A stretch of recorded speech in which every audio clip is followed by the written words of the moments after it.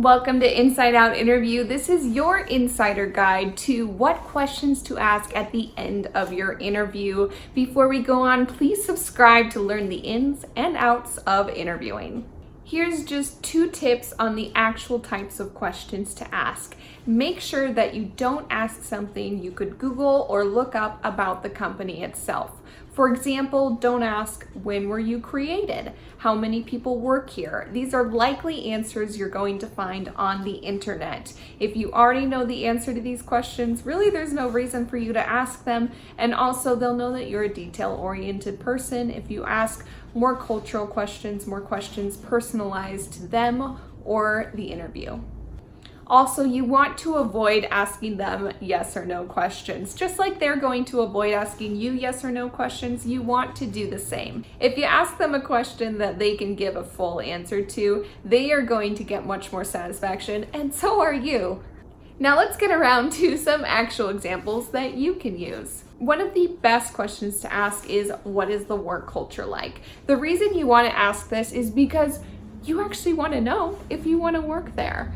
You want to know what it feels like to be an employee, to be in that office every day. So if you can ask everyone who interviews you, what is the culture like? You'll get a better sense of that, something you wouldn't necessarily read on their website.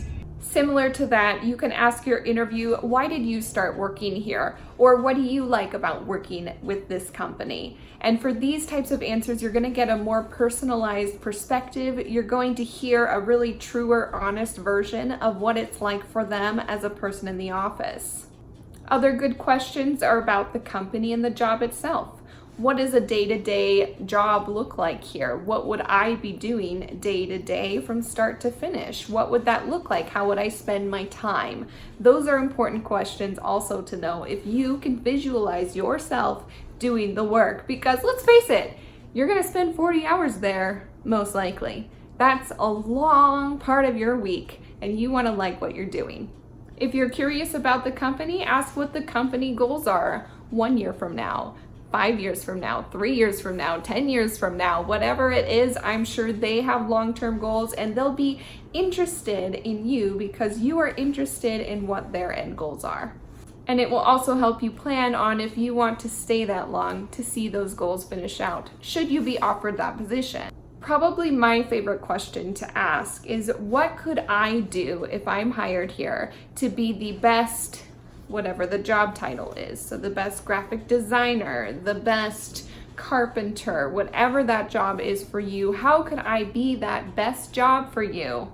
What would make me the most successful for your company?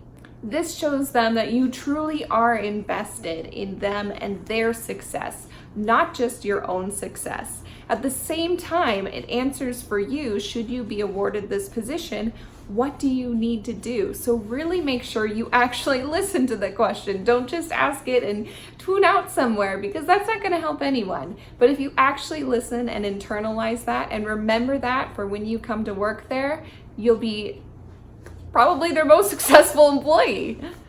My last tip for you regarding these questions, if you are in a second interview and your first interview has already answered pretty much all the questions that you can think of, don't be afraid to repeat and ask the same questions. Sure, you already have answers from that first interviewer, but the second interview may give you different answers. For example, they might view the culture in a different way, and that's important for you to know. They might also have a very interesting backstory that would be interesting to you to know how they came to work there or how they came to the industry. It tells you a lot about the company and about that person and what they value. Whatever you do, never say that you don't have questions. This shows them they're probably not that invested in us. And even if you feel like you really don't have questions, still make an effort to ask 2 or 3. Those are my tips for you this week. Please subscribe for an empowered interview. Like if this helped you, share for the value, and we will see you on the flip side.